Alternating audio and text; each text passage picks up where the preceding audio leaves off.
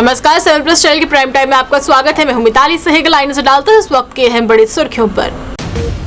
जम्मू कश्मीर को जल्द मिलेगा पहला सौर ऊर्जा गांव। पल्ली गांव में बनेगा 500 किलोवाट क्षमता का संयंत्र। शहीद विशाल के लिए पुष्पांजलि समारोह का आयोजन। डीजीपी बोले, आतंकियों के पागलपन को नहीं किया जाएगा कतई भी बर्दाश्त। आज श्रीनगर परिसमन आयोग ने की जन सुनवाई। लोगों ने बताई अपनी प्राथमिकताएं। और पूर्व एमएलसी सुरेंद्र चौधरी अपने सैकड़ों समर्थकों के साथ भाजपा में हुए शामिल।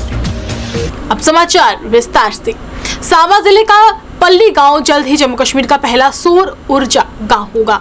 गांव में 500 किलोवाट जो है क्षमता का सौर ऊर्जा संयंत्र स्थापित किया जा रहा है और पल्ली में 24 अप्रैल को प्रधानमंत्री नरेंद्र मोदी का दौरा जो है प्रस्तावित है, जिससे पहले ही सौर ऊर्जा गांव के लक्ष्य को हासिल करने के लिए अमला दिन रात जुट गया है। सरकारी योजना के क्रियान्वयन में सांबा जिले की बड़ी ब्राह्मणा से सटी पल्ली पंचायत मिसाल बनकर उभरी है।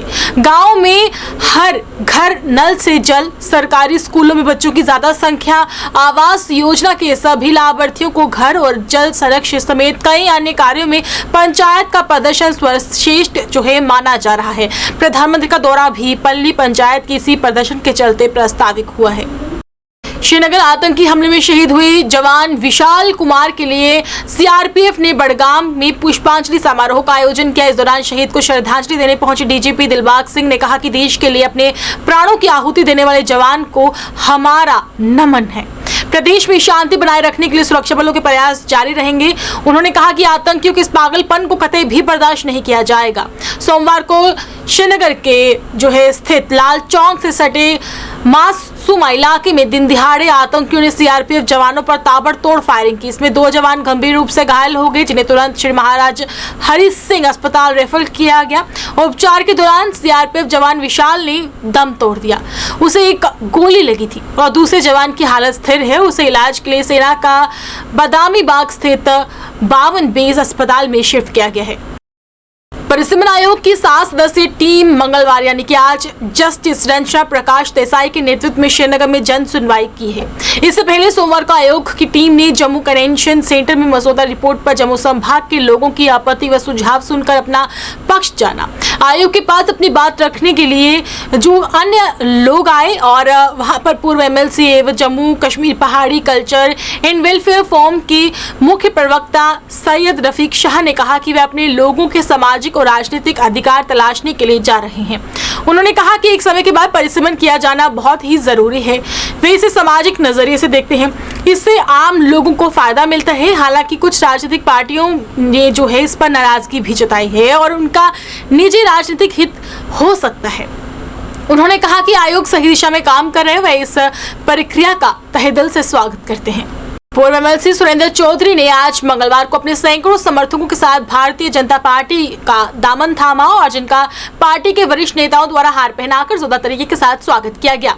त्रिकुटा नगर स्थित पार्टी कार्यालय में आयोजित इस कार्यक्रम के दौरान पार्टी के वरिष्ठ नेता तरुण चुंग, प्रदेश प्रधान रविंद्र रैना तथा पूर्व उप मुख्यमंत्री कविंद्र गुप्ता सहित पार्टी के कई दिग्गज नेता मौजूद रहे। भाजपा में शामिल होने के बाद पूर्व एमएलसी सुरेंद्र चौधरी ने कहा कि भारतीय जनता पार्टी जम्मू कश्मीर में अगली सरकार बनाने जा रही है। उन्होंने आम आदमी पार्टी को लेकर भी अपनी बात रखी और कहा कि आम आदमी पार्टी में शामिल होने वाला हर एक नेता अपने आप को विधायक पद का उम्मीदवार बता रहा है और जितनी रफ्तार से वे लोग पार्टी में शामिल हो रहे हैं और उनकी दोगुनी रफ्तार से पार्टी छोड़ेंगे भी।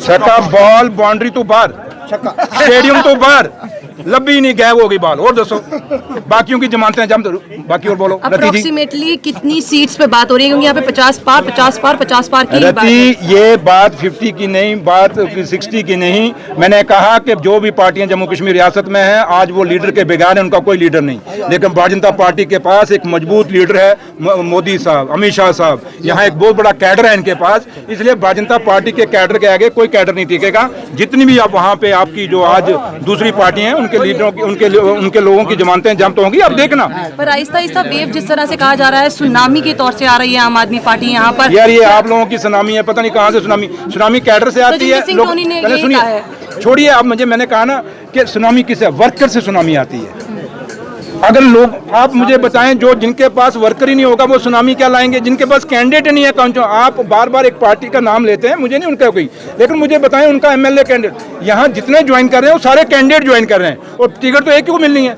जिस दिन एक को मिली 10 भागने हैं वहां से। तो जिस सुनामी से वो जा रहे हैं उससे दुगनी स्पीड से वापस आने, ये भी देखना, क्योंकि वो ग्रुप ऑफ सेल्फिश लोगों का है। वो मतलबी लोग वहां इकट्ठे हो रहे हैं, पार्टियों का सिर्फ टिकट के लिए इकट्ठे हो रहे हैं। उससे बाद जिला सांबा स्थित बर्जर पेंट फैक्ट्री के कर्मचारियों ने मांगों को लेकर जम्मू प्रेस क्लब के बाहर फैक्ट्री प्रबंधन के खिलाफ सुधर तरीके के साथ प्रदर्शन किया और मांग करते हुए कहा कि कर्मचारियों के हित में जल्द से जल्द पीएफ जारी होना चाहिए। इस मौके पर कर्मचारियों ने कहा कि उन्होंने अपनी वेतन से अपना पीएफ कटवाया था ताकि जरूरत पड़ने पर उस राशि को इस्तेमाल में लाया जा सके, लेकिन कंपनी द्वारा कर्मचारियों को पीएफ देने से इनकार कर दिया गया और जिसके चलते उन्होंने आज विरोध प्रदर्शन का सहारा उन्हें लेना पड़ रहा है। कर्मचारियों ने चेतावनी देते हुए कहा कि अगर जल्द से जल्द उनके हित में कंपनी द्वारा फैसला नहीं लिया गया तो आने वाले दिनों में उग्र आंदोलन करने पर मजबूर हो जाएंगे।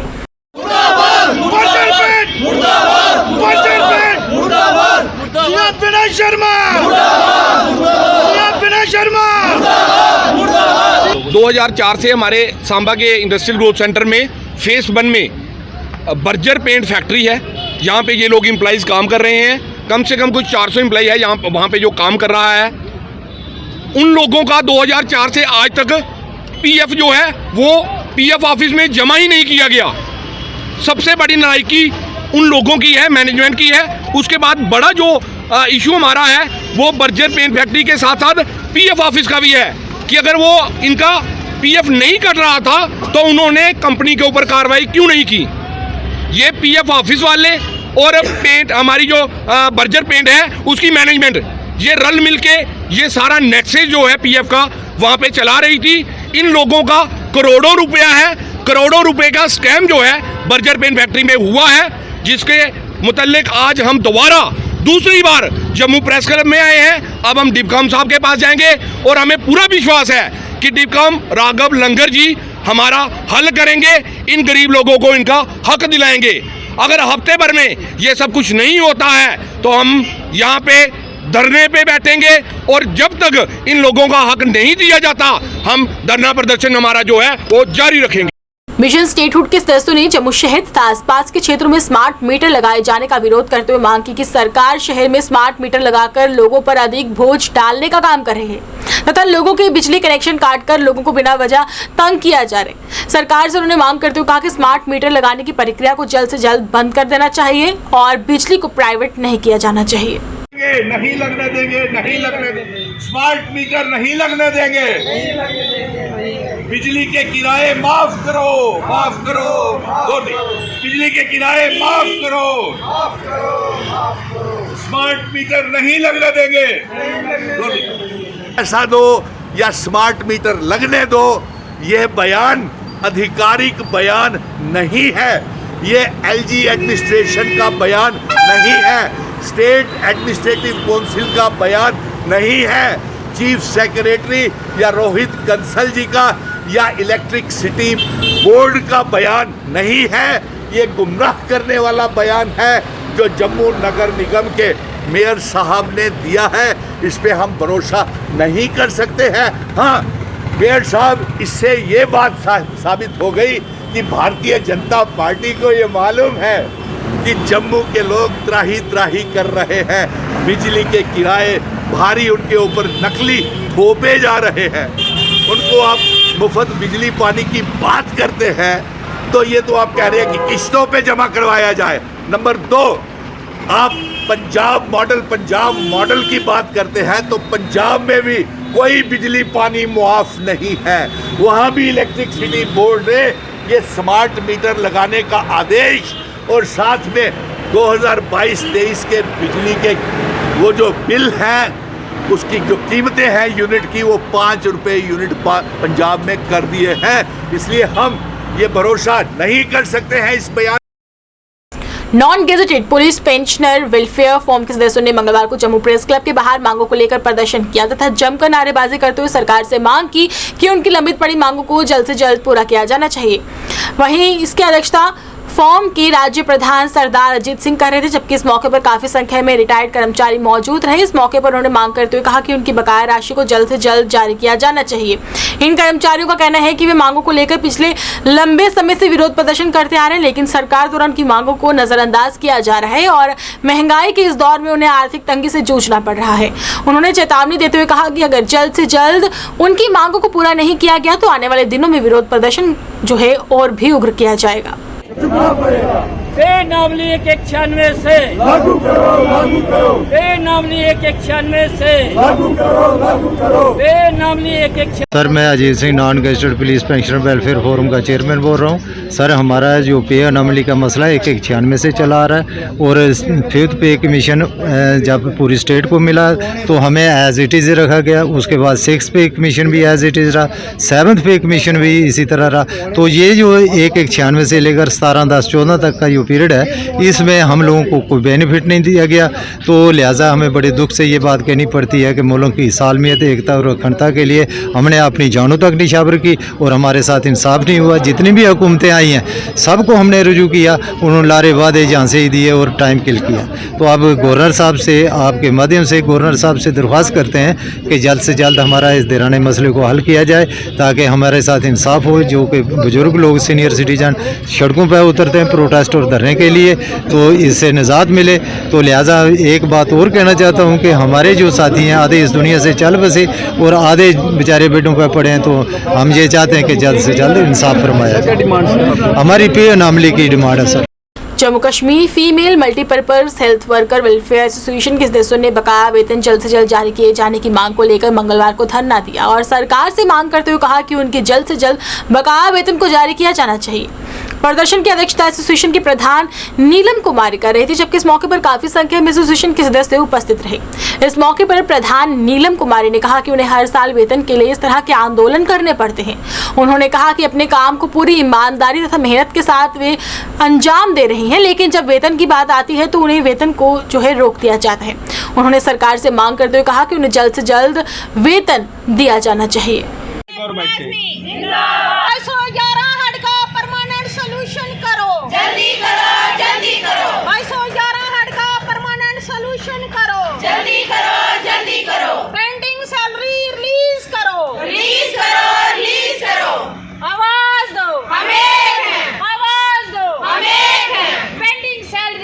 और ये कोई नई बात नहीं है।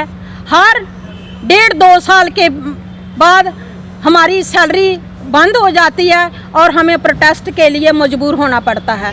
हमें शर्म आती है कि रोज़ रोज़ सैलरी के लिए प्रोटेस्ट करें, लेकिन क्या करें, हम मजबूर हो जाते हैं।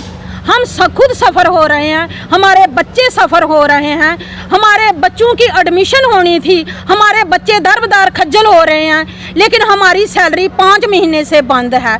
हम हर बार यही आवाज़ देते हैं कि हमारी सैलरी का परमानेंट सलूशन किया जाए। हम नहीं चाहते कि हम रोज़ रोज़ धरने प्रोटेस्ट करें, हमें शर्म आती है इस बात के लिए। हम घर भर वाले हैं, हमारे रिश्तेदार हैं, हम समाज में रहते हैं, हमें शर्म आती है, लेकिन क्या करें, हमारी सैलरी हर साल 1.5 के बाद बंद हो जाती है।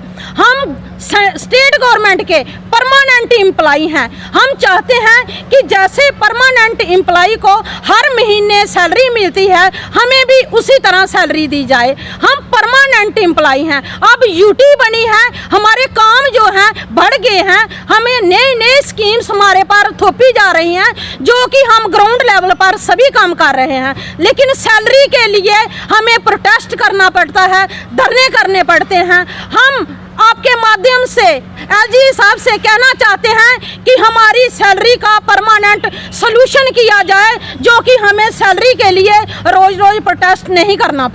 भारतीय कला संगम जम्मू की तरफ से डोगरी फोक म्यूजिक कार्यक्रम का आयोजन किया गया, जिसमें जम्मू संभाग के आए हुए विभिन्न कलाकारों ने भाग लेकर अपनी कला का परिचय दिया।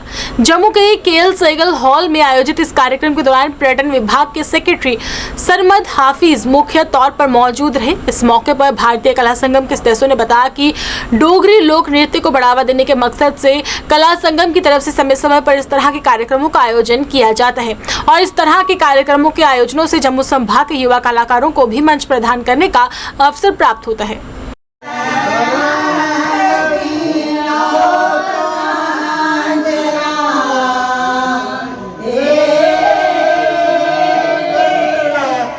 भारतीय कला संगम आज का जो कार्यक्रम हो रहा है ये भारतीय कला संगम की तरफ से किया जा रहा है। आज का जो कार्यक्रम है ये फोक म्यूज़िक के ऊपर आधारित है।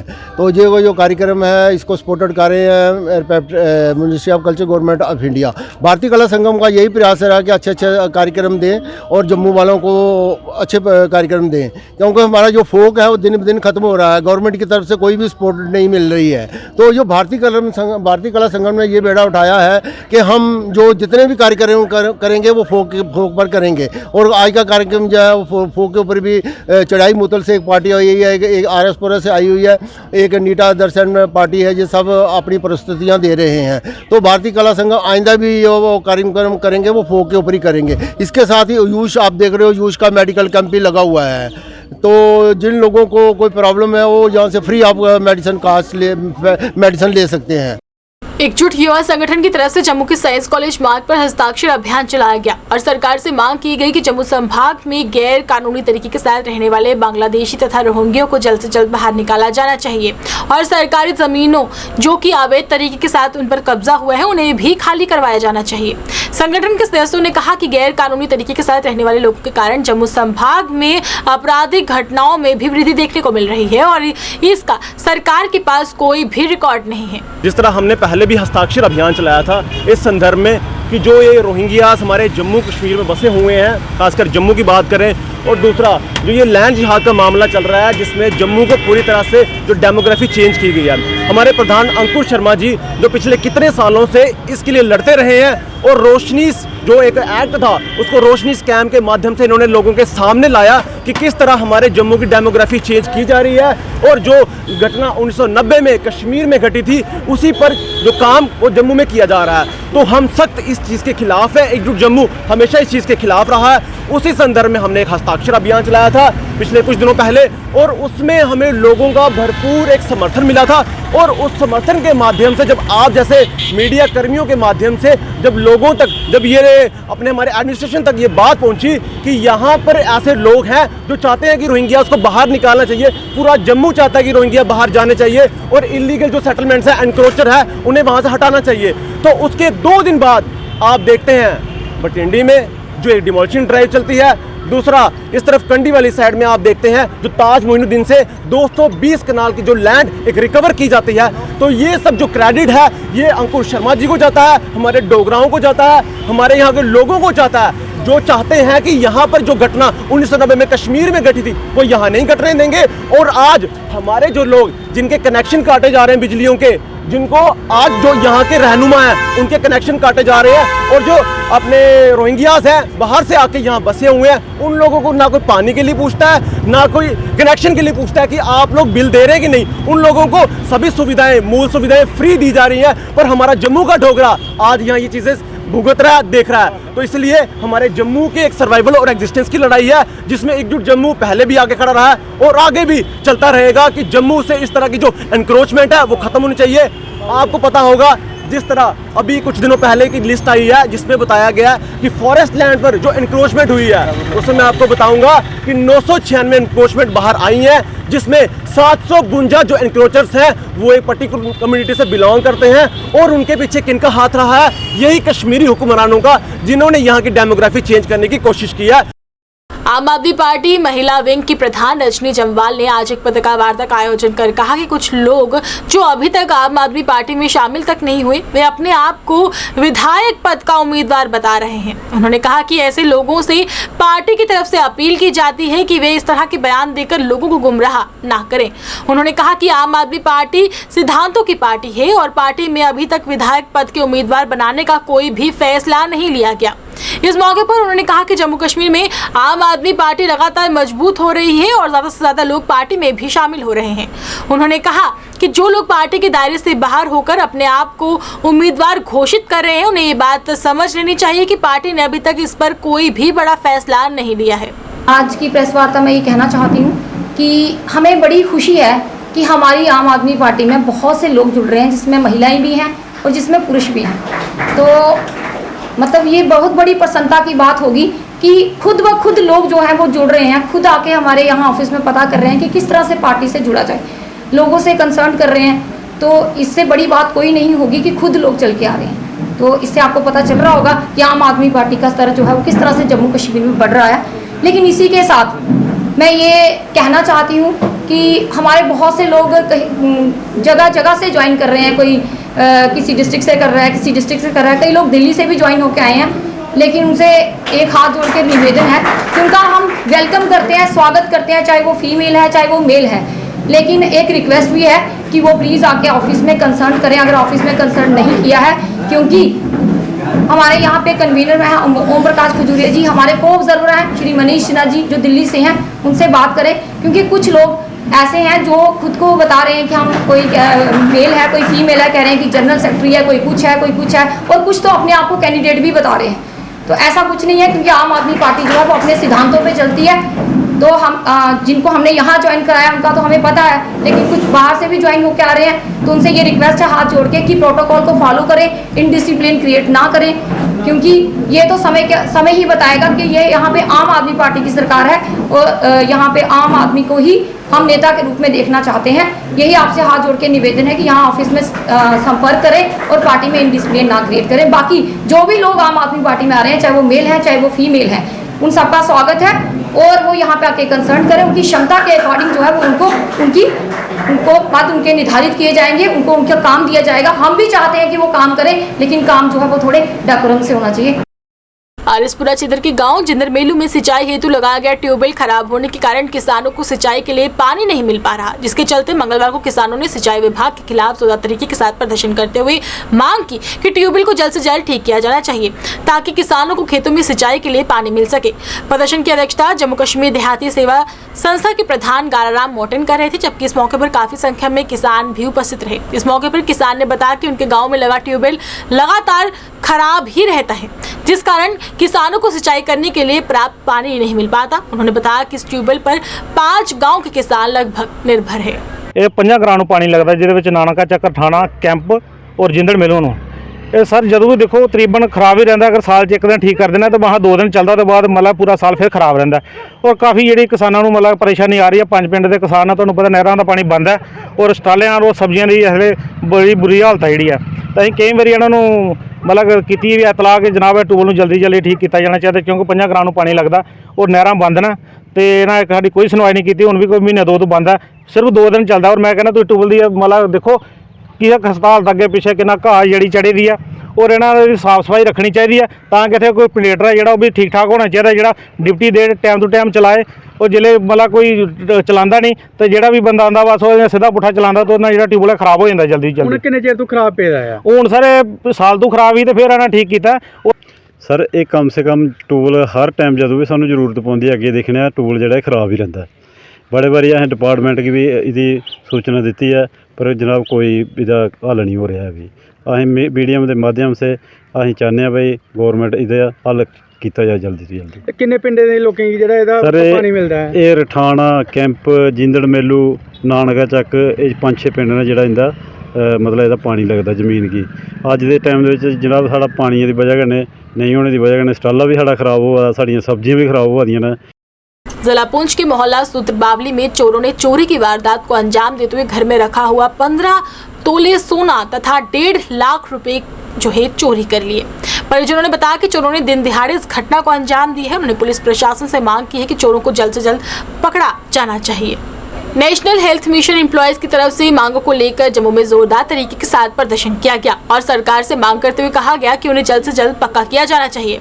इन कर्मचारियों ने कहा कि महामारी के दौर में उन्होंने अपना काम ईमानदारी तथा मेहनत के साथ किया और अब उनके भविष्य के साथ खिलवाड़ किया जा रहा है और उन्हें कोई भी जवाब नहीं दिया जा रहा कि सरकार ने उनके भविष्य के बारे में आखिर सोच क्या रखा है। उन्होंने कहा कि संबंधित विभाग के अधिकारियों से मुलाकात करने के बावजूद उन्हें संतोषजनक जवाब नहीं दिया जा रहा, जो कि सरासर अन्याय है। पर जब हमें बार बार एक्सटेंशन देते रहे तब उनको हमारी नीड की तो एक्सटेंशन हो गया, अब उनकी हमारी नीड खत्म हो गई है। अब उन्होंने बोला है कि आप जाओ यहाँ से अपना घर का रास्ता देखो। अगर हम कानून का सहारा भी लेते हैं तो इनको कानून की भी कोई शर्म नहीं है। अब हम इनसे नौकरी नहीं मांगते हैं, हम यही बोलेंगे हमारे साथ इधर आके बात करो, नहीं तो हम आपके राजभवन में आके बैठ जाएंगे। बाद में मत बोलना आप कहाँ से निकलोगे ये आपको पता होगा। अगर आप बातें करते हो तो तो बातों पे चलना भी सीख लो, नहीं तो हम बता देंगे कि हमने आगे क्या करना है। 7 तारीख को हम इतना खतरनाक प्रोटेस्ट करने वाले हैं कि ये बता नहीं सकते। इन्होंने हमारे लिए कुछ नहीं सोचा, बार बार बोलते हैं कि विटेज में सीटें देंगे, ये करेंगे। 6 महीनों में हमें दिया ही क्या? जब आप हमें सीटें ही नहीं दे सकते थे तो आपने 6 महीने का लॉलीपॉप भी हमें क्यों दिया? आप खुद ही आके कोरोना के साथ लड़ लेते, अंदर ड्यूटी कर लेते। हम दे देते आपको 6,000 रुपया सर, हम देते 6,000 रुपया इनको, एसडी साहब को हम देते 6,000 रुपया महीने का। आप जाते कोरोना के साथ लड़ाइयाँ करते। हम 6 बार बच्चे कोविड के पॉजिटिव हुए हैं सर, अभी तक हमारा बुखार नहीं टूटा और इनको शर्म ही नहीं है। जम्मू कश्मीर की गवर्नमेंट को शर्म नहीं है और एसडी साहब को इतना पता नहीं है। आइए चलते चलते नजर डालते हैं एक बार फिर से दिन भर की प्रमुख सुर्खियों पर।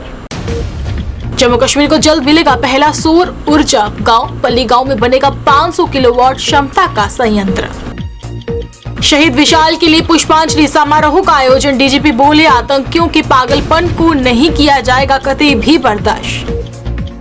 आज श्रीनगर परिसमन आयोग ने की जन सुनवाई, लोगों ने बताई अपनी प्राथमिकताएं। और पूर्व एमएलसी सुरेंद्र चौधरी अपने सैकड़ों समर्थकों के साथ भाजपा में हुई शामिल।